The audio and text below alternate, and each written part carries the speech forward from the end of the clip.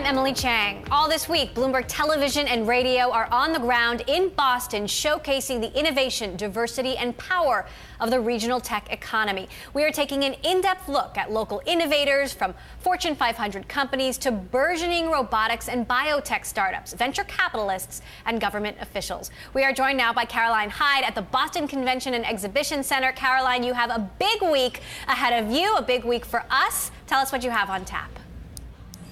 We certainly do, Emily. Boston is the state of Massachusetts as well, the hub for all things biotech, with world-renowned universities and research centers. But it is also expanding its reputation as a hub for all tech and innovation. One company betting on Boston is General Electric. The multinational just broke ground on its new world headquarters right here today. At the event, CEO Jeff Immelt spoke about the collaboration between the company and the city. Have a listen. One of the country's oldest companies in GE has moved its headquarters to one of the country's oldest cities in Boston for the purpose of creating the future. Whether it's in life sciences, renewable energy, technology, aviation, material science, additive manufacturing, industrial internet, these are the things that we want to bring to this city. And these are the things we think we can do together. Now, it was last year when Boston won the bid for GE in a move that cost the city as much as $25 million in property tax relief on top of a $120 million incentive package from the state.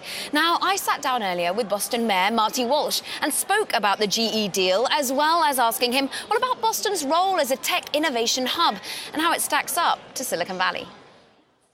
I think that the day that we officially announced GE's move to Boston, they gave us a check for $50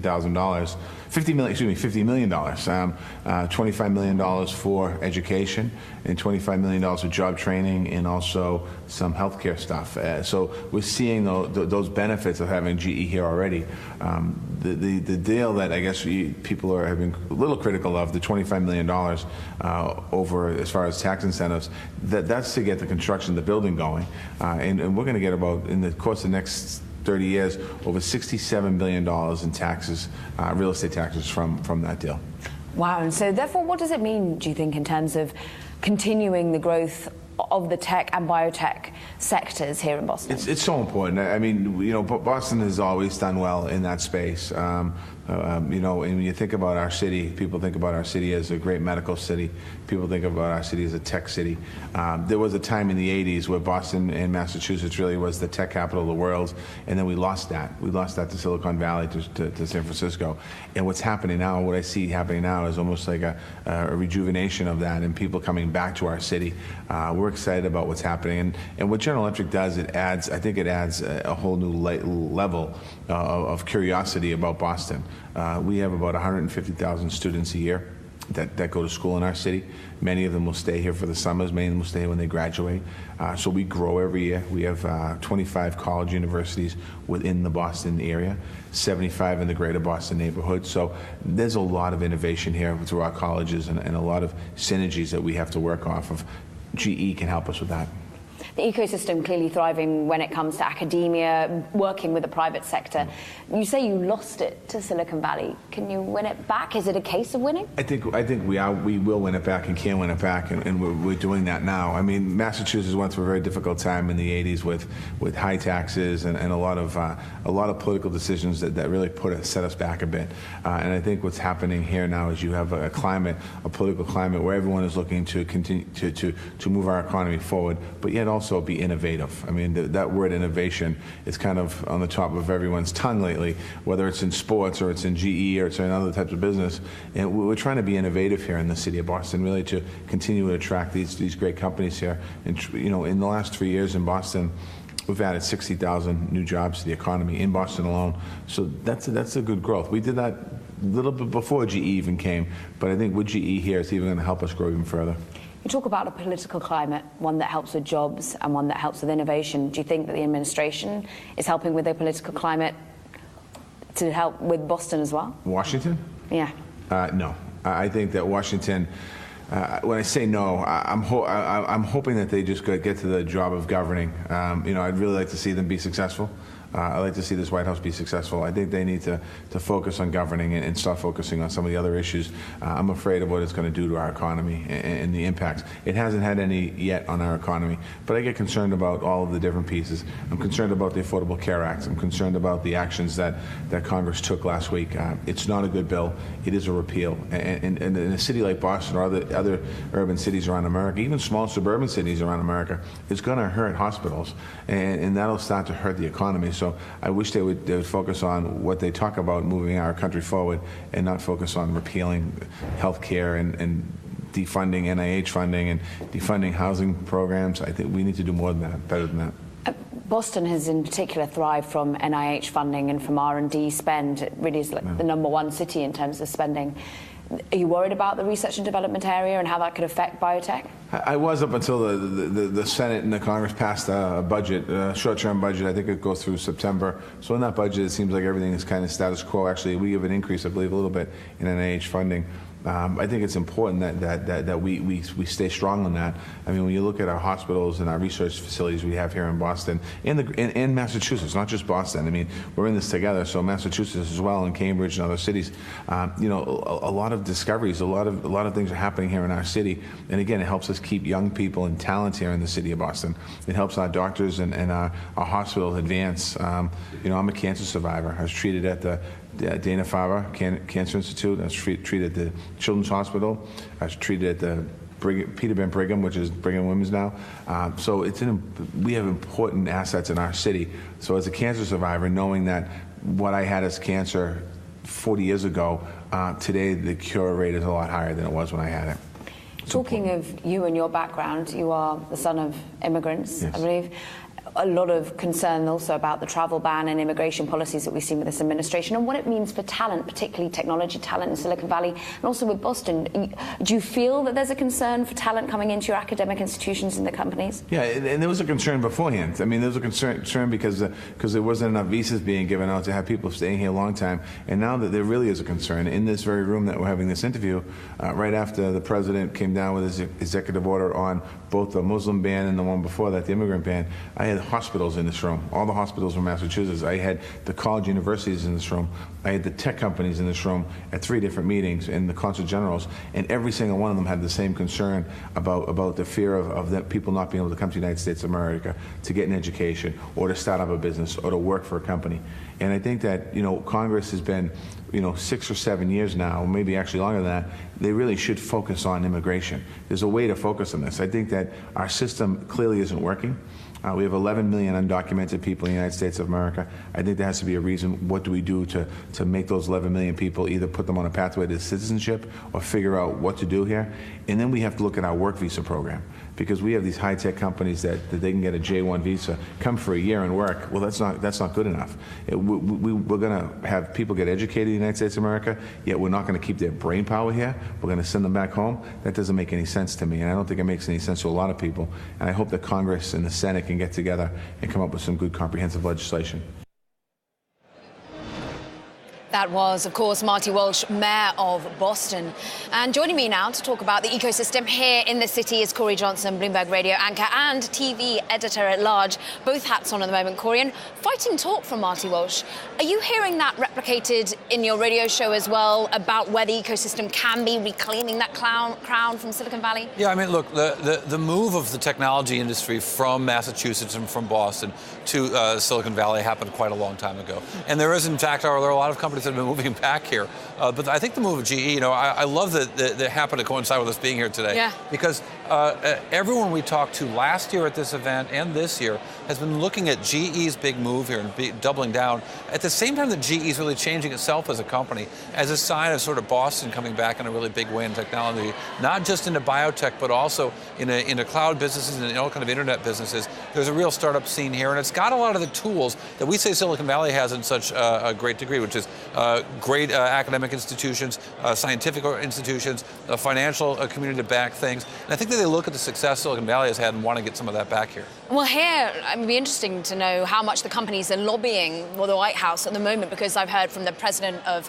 Harvard, we heard from Marty Walsh, the mayor of Boston, concerns about immigration policy and what that might do for tech talent. It's something that GE, now coming in, trying to compete for that sort of talent, is going to be thinking about. You can certainly expect Boston and the people of Massachusetts to fight hard against any Republican administration, but this one in particular makes it easier, I think, and the mayor here has really taken a strong stance. That said, there's a real sense of business community here, and the Democratic mayor working with the Republican governor. And these are guys who actually know each other and like each other quite well and work well together in business issues. And I think that's a big issue for business people in the state of Massachusetts and in New England, to see this again, Democratic mayor and Republican governor working together to help business. And you get that sense of real community here. And we're going to be speaking to that, of course, Republican governor a little bit later. Thank you very much indeed. Of course, Corey Johnson, Bloomberg editor-at-large, joining us there. He's all week here with the radio as well. And we also want to keep you up to date with the latest tech headlines throughout the hour of course. A story we're watching for you. Sinclair Broadcast Group,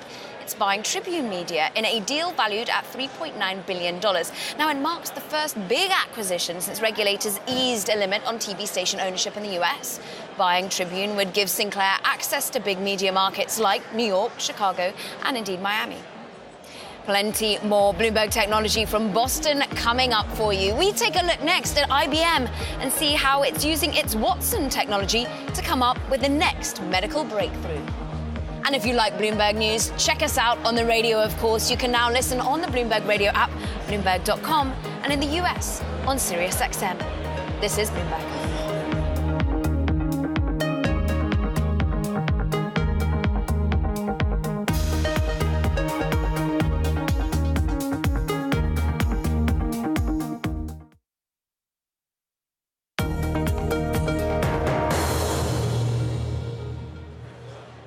Welcome back to this special edition of Bloomberg Technology, live from the Boston Convention and Exhibition Center. And as we've already discussed, now Boston is home to a number of big-name tech companies. Now, another one of them, of course, is IBM present here. Bloomberg Technology visited IBM's security and health units. They're headquartered just across the river in Cambridge, Massachusetts. There, the company's cognitive technology, Watson, famed for winning the game show Jeopardy in 2011, but it's now applying its deep machine learning to everything from drug discovery to monitoring cyber attacks.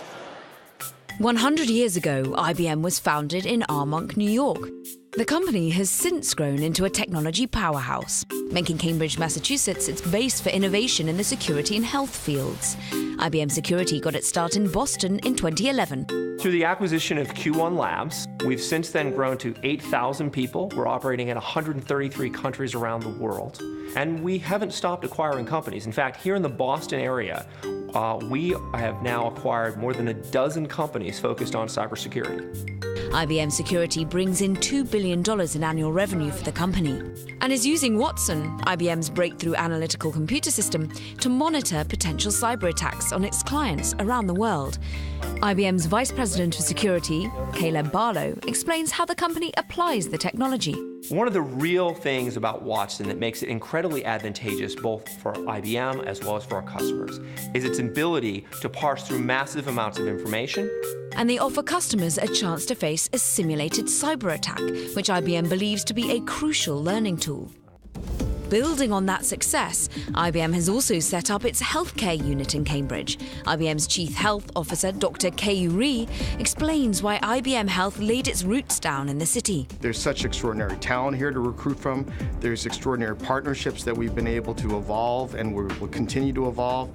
And there's such a hotbed of innovation and creativity here. IBM is pairing that talent with Watson in the hopes of coming up with the next medical breakthrough. One of the great parts of Watson is it is a system that understands natural language. It has been trained by the best doctors from Cleveland Clinic, Mayo Clinic, Memorial Sloan Kettering to understand medical language and medical literature. In the 2 years since IBM Health got started, it's partnered with Siemens, Johnson & Johnson and Apple, making progress in the fields of drug discovery and analyzing patient data. Last quarter, revenue from IBM's cognitive solutions business, which IBM Health falls under, rose to $5.3 billion. But its biggest breakthroughs are likely still to come. What I believe we have here is what I call a big data stethoscope, an ability to basically translate all this data and bring insights to an end user, to a doctor, to a policymaker, so that they can make better, smarter decisions out of that big data.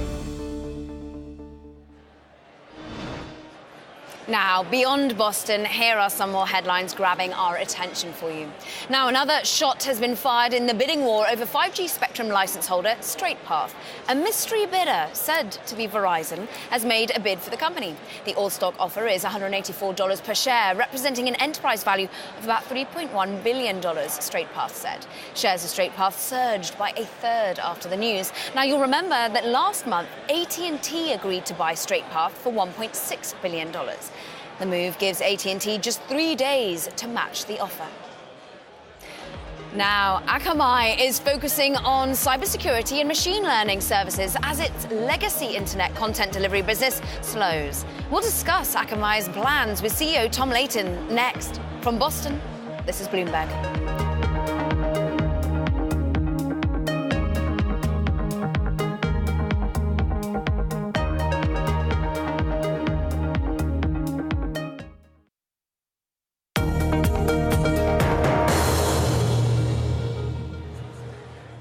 From Boston, this is a special edition of Bloomberg Technology, and we're now joined by Tom Layton, here, CEO of Akamai, which is one of the largest tech employers in Massachusetts. The company, which helps speed delivery of internet content, is located in nearby Cambridge, where it is expanding and hiring graduates from local schools. And therefore, Tom, how crucial is the ecosystem of academia and partnered with business here for your particular stuff? I think the ecosystem in this area is fabulous, and it really does start with the university system. You have several of the world's best universities here, dozens of universities training technical talent, great place for hiring, and a great work ethic. You know, people stay with companies for longer here than you often see in the Valley. Yeah. Interestingly, though, a lot of startups have been spawned by former Akamai employees. I think something I read in 39 startups, no less, have been born of founders from your company. Is the talent pool big enough here? Are you worried in any way about curbs to immigration, curbs to getting foreign talent into the US as well as homegrown? We have a great talent pool here, starting with the universities. We do worry about curbs on integration. It is important to attract the very best talent from around the world. And that said, at Akamai, you know, we're working to increase the talent pool. We have a program called the Akamai Technical Academy, where we train primarily women and minorities who don't have a technical background, train them so they can take a technical job at Akamai. And really exciting program for us. That's interesting, because that's something, of course, that Silicon Valley is coming under increasing pressure for, the lack of diversity. How is diversity at your company and indeed in the Boston and Massachusetts area? I think diversity is a challenge in all of tech. And that's why, you know, we are making efforts to improve it by increasing the talent pool through training, through grants to STEM-related education. We sponsor Girls Who Code. You know, every way we can to try to help diversity in tech.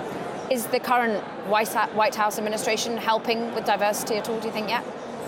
Oh, well, you know, I'm not directly familiar there, but I think that's something that we got to take on ourselves, okay. You know, to improve the situation, well, certainly in Massachusetts, where there's a lot of interest in doing that.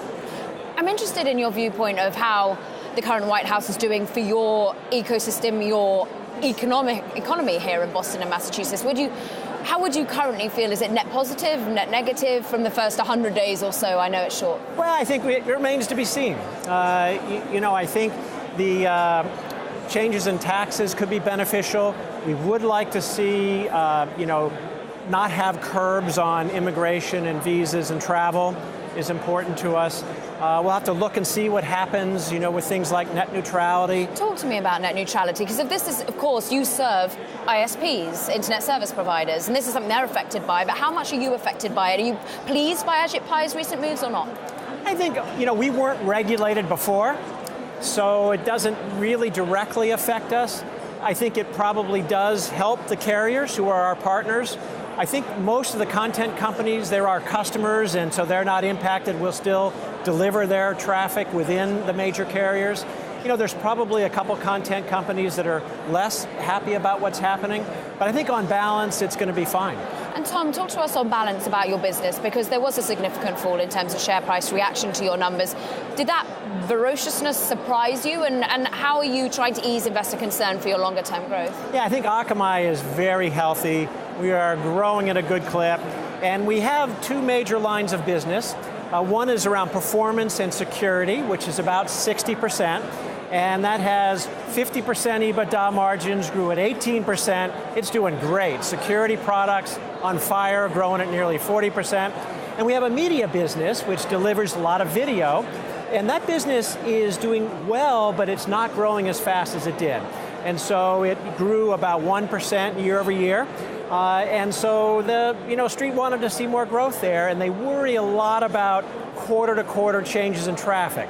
Media traffic spikes up and goes through valleys. We're in a little bit of a valley now, but I think everybody believes that OTT and video is coming, and we're in a great position to benefit because we deliver a lot of that traffic. Tom Leighton, I'm very pleased that you came to us here in Boston, of course. Great to be so close to your home, the home of Akamai, and that, of course, was the CEO, Tom Leighton, speaking with us. Now coming up, the Boston Pops is kicking off its 117th season this week. We'll talk to the man that's been leading the orchestra about the changes this year and how they are using new technology to bring music to the masses. This is Bloomberg.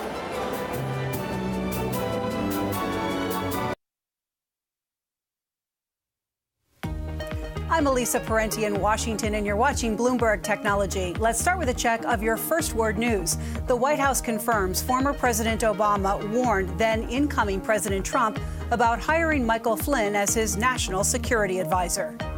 It's true that President Obama made it known that he wasn't exactly a fan of General Flynn's, which is frankly shouldn't come as a surprise to anyone, that given that General Flynn had worked for President Obama, was an outspoken critic of President Obama's shortcomings, specifically as it related to his lack of strategy confronting ISIS and other threats around that were facing America. Flynn was asked to resign after misleading Vice President Pence about his contacts with Russia. In Germany, Chancellor Angela Merkel says she is very happy that Emmanuel Macron won the presidential election in France. Speaking in Berlin today, Merkel said Macron bears the hopes of many Europeans and pledged to continue Germany's close cooperation with France. Syria's foreign minister is dismissing the idea of foreign forces patrolling 4 safe zones that are to be established under a deal struck by Russia, Iran, and Turkey. The official told reporters in Damascus Syria would only settle for Russian military police who are already on the ground. Global news 24 hours a day, powered by more than 2,600 journalists and analysts in more than 120 countries. I'm Elisa Parenti, and this is Bloomberg. It's just after 5:30 p.m. Monday here in Washington, 7:30 Tuesday morning in Canberra, Australia. I'm joined by Bloomberg's Paul Allen. He has a look at the markets. Paul, good morning. Good morning, Lisa. We're seeing some good strength on the Nikkei futures traded out of Chicago at the moment, up by more than 1%. ASX futures showing a little strength as well. We're waiting really here on the release of a third quarter trading update from Commonwealth Bank of Australia. That is the biggest of the big 4 banks here. But I am in Canberra for the big story of the day, which is the release of the Australian budget. We're expecting the deficit to come in a little lower for the year at 27 billion Australian dollars. That's about 20 billion US. And for the budget to return to surplus by the end of the decade, though that may be based on some reasonably optimistic growth assumptions. It is also a big day in South Korea. It is polling day there, an election to replace the former President Park Geun-hye. Candidates cover the political spectrum, and one of the key themes is the dismantling of the so-called chaebols, the big family-run conglomerates that have so much influence in South Korea. Also watching earnings from OCBC, Mitsubishi Motors and Subaru. I'm Paul Allen in Canberra. More from Bloomberg Technology next.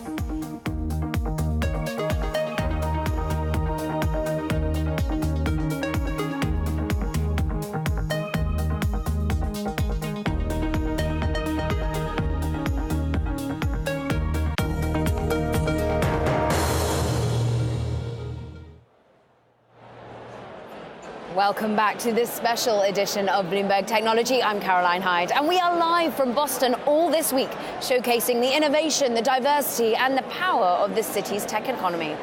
Now, the Boston Pops opens its 117th season this week at Boston's Symphony Hall. And the theme, well, it's the music of former conductor and maestro of the silver screen, John Williams. The Pops recently recorded an album of his music in a high-tech, state-of-the-art studio many concert-goers don't even know exists. Start with a little of this. Add some of this. And after 2 hours of Keith Lockhart leading the Boston Pops, you will have a recording of the selected works of Maestro John Williams, or the man Pops and Boston Symphony Orchestra managing director Mark Volpe says is the soundtrack of our time. John can write a melody better than anybody else. I mean, you say Star Wars, it comes into your head. You say E.T., you see, you hear it in your head.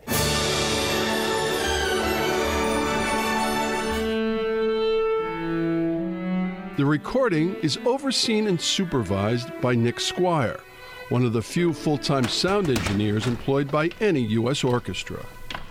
It's visually appealing, it sounds great, and it really allows us to record and listen to the orchestra and make sure that we're making the right decisions when we move mics or mixing in the space. The recording studio recently underwent a $250,000 upgrade and is arguably the most advanced in the country. The split wood paneling makes for a better sound, as do the Bowers & Wilkins speakers. The improvements were carried out by the Walter Stork Design Group, who also counts Jay-Z and Alicia Keys as clients. We are maybe, along with one or two of the European orchestras, the most recorded orchestra in the world. The profit from such recordings once represented as much as 15% of the BSO's income. Almost 40 years later, in 2015, of the $46 million taken in, media represented just over 1%. Used to be you would tour to actually sell recordings. And now if you record, you're trying to drive people to concerts. It's a branding play, it's a promotion play. That visibility comes in other ways too, like the deal the BSO made in 2015 with Google Play Music to make some of its performances available for streaming or download. After the concert, conductor Lockhart will come down for a listen to see how things went. But for now, he is in full performance mode, so that every note captured for posterity is just right. That was Bloomberg's Tom Maroney reporting there. And joining us now, Keith Lockhart, conductor of the Boston Pops. And a quick correction, it's the 132nd season. But who's counting, right? Who's counting? You are, because you're a man who's been here for more than 2 decades as the conductor. You're a man who's done, 1,800 now that you've conducted concerts? Somewhere, I have lost count of that. Talk to us about, as a technology show, how technology has changed in your role and the music you helped bring to life over the past 2 decades. Oh, it's hard to describe in the 23 years I've been there how much technology has changed around us, and that, of course, has no choice but to influence what we do at the Symphony. When I came to Boston as the conductor of the Pops in 1995, I didn't have a cell phone and I didn't have an email address. And now the ubiquity of the web, the way that we get our entertainment, our culture, our information has changed so profoundly. And, orchestras are a very old, very analog sort of thing, and it's really been our goal in these last couple of decades to catch up with the way the rest of the world receives information. And of course, you've been making joint ventures, partnering with the likes of Google Play, as we saw in that particular piece. What about other areas and avenues that you would like to see to help boost the consumption of the music that you make? Well, I think that a lot of it has to do with the dissemination of our product, making our stage larger, if you will. Certainly our upcoming relationship with Bloomberg as a sole platform, but being seen really worldwide, ubiquitous, is an amazing change for us, and something that I hope we do more of in the future, because what we have to do is get out of the concert hall as much as we can to bring people into the concert hall. And you do that. You get out of the concert hall. I mean, here you have the Boston Pops, which is, of course, a spectacle in front of 500,000 people, but you are also a man who travels, conducts in Australia, in Japan, in the UK, in Germany. How does Boston compare when you're looking internationally? Well, I am so fortunate as a musician and an artist to make Boston my home. This is a place that is both very, very old and very committed to its traditions, and very new and very changing all the time. It's a dynamic place. There's a huge hunger for the arts, for learning, for culture here. It makes it a great place to make music. And no matter how many places I enjoy conducting, and I do have the great opportunity to go all over the world, I'm always glad to come back to Boston. July the 3rd and the 4th is when Boston Pops will be, of course, performing to the masses here in the city. What bit will get the hairs on the back of your neck standing on end? Well, when we get to the end of the concert and we launch into Tchaikovsky's 1812 Overture, a piece that has become part and parcel with our celebrations, though it has nothing to do with the American War of Independence. And I get to that and I know that we've done a good job and I know that we're almost done. That's when I allow the hairs to stand up on the back of my neck. Keith Lockhart, long may that keep on going. Thank you very much indeed for joining us today. Of course, Keith Lockhart, Boston Pops conductor. And of course, Bloomberg is indeed a sponsor of the Boston Pops. Now to a stock that we're watching for you. Apple's record run continued on Monday, pushing the company's market cap past, get this, $800 billion for the first time ever. That makes it the most valuable public company ever. Now, biotech executives and the head of the National Institutes of Health met with Vice President Mike Pence on Monday. Their goal? To defend government-sponsored research after the president's budget proposal sought deep cuts. President Donald Trump's administration proposed cutting a whopping $1.23 billion from the NIH's budget this fiscal year and $5.8 billion next year. The meeting, which was also attended by First Daughter Ivanka Trump, examined the relationship between government, universities, philanthropy, and industry, with aims of maintaining America's place in biomedical discovery. Now coming up, how Bentley University plans to redefine the future of business education in the Boston area. Our exclusive interview with the university's president, Gloria Larson. Next.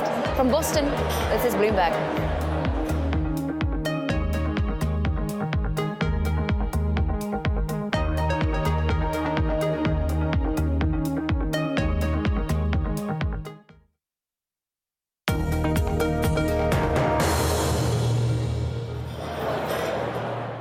Welcome back to this special edition of Bloomberg Technology, live from the Boston Convention and Exhibition Center. Now, I want to welcome in our next guest, Gloria Larson, president of Bentley University, a woman who, the wealth of experience you have across education, government, regulation, business. There's so much I could throw your direction, but primarily when it comes to education and your role as president of Bentley University, how are you feeding the tech ecosystem and biotech ecosystem here and indeed US and globally? You know, that's one of my favorite questions because I've been at Bentley for 10 years now, and I have to say one thing I've learned, particularly coming out of a US and global recession, is that graduates today need a deep dive into particular subject matter, actual professional skills and knowledge, and at the same time, they still need broad liberal arts. They need critical thinking, communication skills. They need to be both left and right brain thinkers. So for example, at Bentley, we have a health industry major. We have a sustainability science major. So the kids who are passionate about the biosciences or about climate change can come to Bentley and they can study something they're passionate about. But I swear if they get a degree in finance too, the wind farm, the biotech startup, they will be the kids who are hired because they can read a balance sheet. You actually need both. Talking of the kids, as you call them, coming in, where are they coming from? How much of it is international, and how much is that perhaps under pressure under recent moves by the current White House administration? You know, I have to tell you, we were a little bit surprised because you just don't know until the numbers come in. So the deadline nationally was May 1st for kids who will be freshmen in college next year to get their down payment in. And we have actually gone up this next year in our international quotient. So it's up now to a little little over 15% undergraduate. That's great. We think to have international kids in the classroom with domestic U.S. kids from across the country is the right way to go. It's actually the marketplace they're going to be going into. So we were a little surprised, given some of the hesitancy that we'd heard about, given some of the new administration statements and actions. But I think the real impact we're seeing, and we will all see, schools will all see, is in the graduate school area. I think if you have to decide to leave your job for a year, you're going to be a little bit more antsy as opposed to a kid who's 18 and wants to come from Madrid to school in the U.S. Interesting. Let's shift the conversation onto the private sector and the working world now, because I'm sure our audience can hear the hubbub around us. We are surrounded by business leaders. I feel like I know them all. It's the Boston Chamber of Commerce all gathered here. Talk to us about how the Bentley University is working with private sector to ensure you're getting the right sort of skill set. You know, partnerships between higher ed and companies didn't really used to exist, not in any great, strong numbers. But I think, again, since the recession, schools have come out from under a bubble. They used to operate sort of in their own world. Today, to have companies come in and help you think about your curriculum, how to shape it for the future, companies in the classroom with case studies, even for undergraduates, companies who want the best talent work with our career services team to make sure that they're going to get a foot in the door with just the right kids. And I think having companies talk to you about the skills they actually need as opposed to the things we might think up on our own is a really good idea. It's one of those things that you kind of wish 20 years ago we'd known about this. Laura, I introduced you by saying the wealth of experience you had, not only when you were, of course, a lawyer, but also working in education. But you did interestingly work with the FTC. You were working as a regulator. Go back to that time now, and if you were confronted by the Google and Facebook of today, how would you be looking at them? Do you think the regulatory environment is the right one? You know, I think here's my own agenda, if you will, my own philosophy about regulation. Regulation works best when the pendulum does not swing too far either direction. We don't need laissez-faire. You need fair rules of the road in the marketplace. At the same time, you don't need command and control, heavy-handed regulation. And I think we've seen the pendulum for over the last 30 years go in both directions. I actually think a more centrist position where you invite companies to the table, particularly companies that haven't traditionally been regulated like the tech industry. You're thinking about what might work so that consumers feel safer about privacy, for example, confidentiality, or cyber issues. Getting company CEOs at the table to talk through where things should be going, I think works every time. So I'm hopeful that in the new administration that we don't see a return to Chicago school laissez-faire. I hope we're seeing some sort of something that works in the middle for everyone. Laura Larson, now you'll be going to the business community, getting them round a canapé or two, even if it's not around the table. Thank you so much. Wonderful to have you with us. Of course, the Bentley University president joining us there. Now, next, we will, of course, be speaking to none other than the Massachusetts Governor, Charlie Baker, and get his take on last week's healthcare vote and the future of innovation in the state. That's next. This is Bloomberg.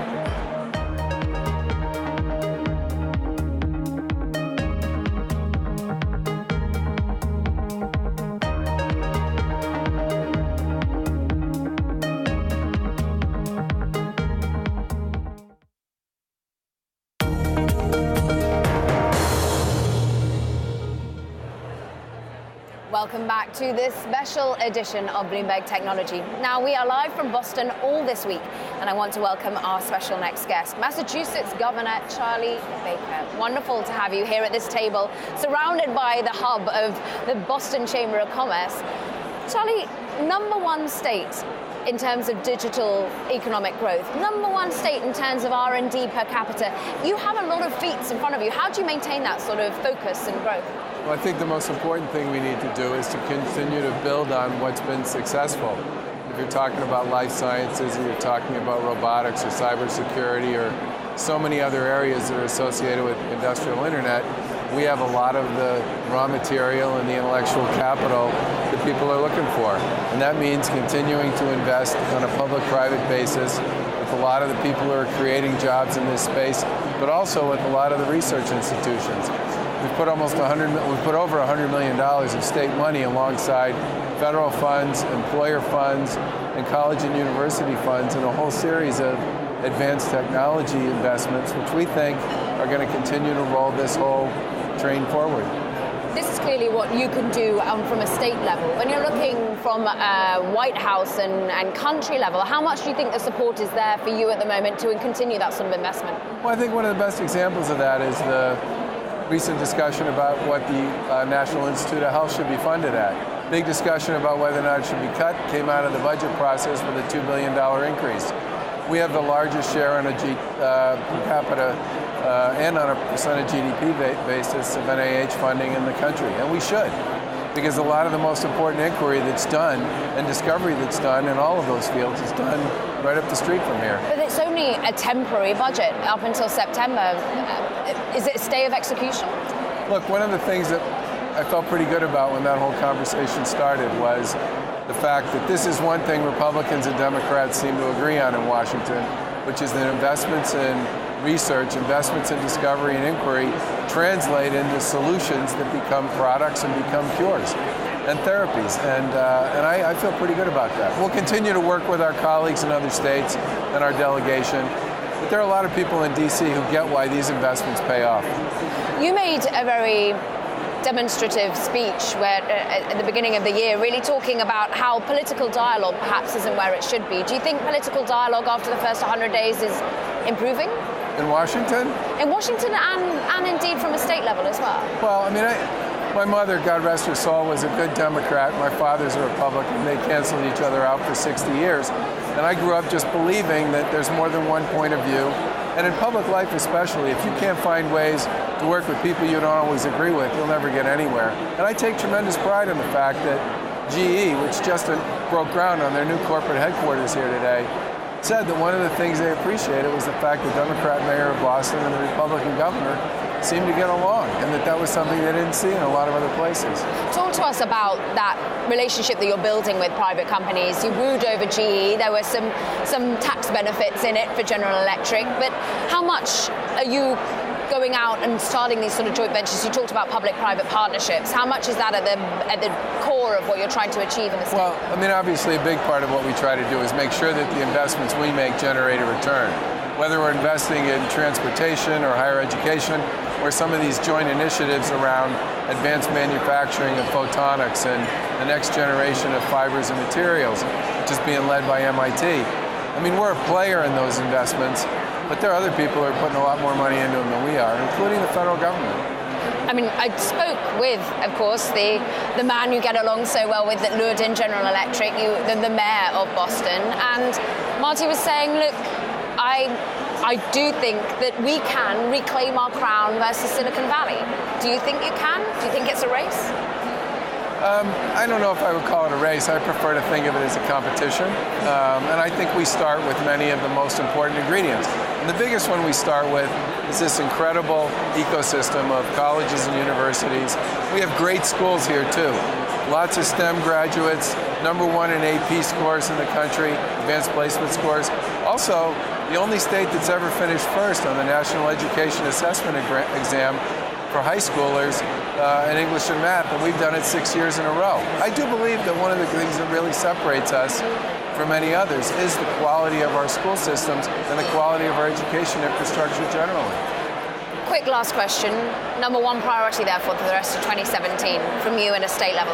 Well, the thing I always hear about is for young people and young families, we need more housing. We're making a big investment in what I would call workforce housing and housing people who work can afford. We're also going to continue to make big investments in our transportation system. We have one of the great problems, which is everybody works around here. So there's a lot of traffic in the morning and a lot of traffic in the afternoon. We need to do a better job of making sure that we can deliver transportation solutions. And we are going to continue to invest in the things that have made us successful, hopefully alongside a lot of those colleagues we have in the public and not-for-profit and private sectors that have been so good at this so far. Charlie Baker, thank you so much for giving so much of your time, and we'll see how that focus on inequality continues. I look forward to having the same conversation next year. Thank you very much indeed. The governor, of course, of Massachusetts, Emily. Fascinating conversations throughout. Let's get back to you in San Francisco. Thank you, Caroline. And tell us quickly what you've got on tap this week. We're going to be live all week there. I know, we're going to have so many great conversations. We've had a deep dive into Dell EMC, for example. We're going to be going inside their labs. That's it from Bloomberg Technology.